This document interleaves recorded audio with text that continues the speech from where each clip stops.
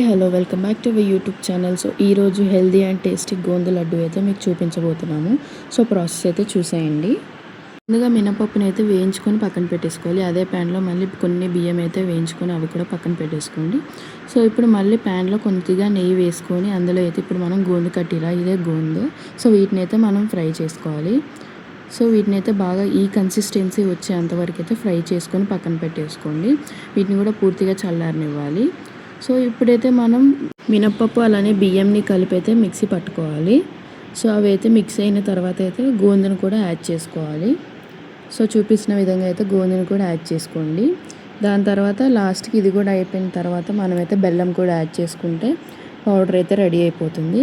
So వీటిని అయితే పక్కకు తీసుకోండి. సో పౌడర్ని అంతా పక్కకు తీసుకొని కొద్దిగా నెయ్యి వేసుకుంటూ అయితే మనం లడ్డూని చుట్టుకోవడమే.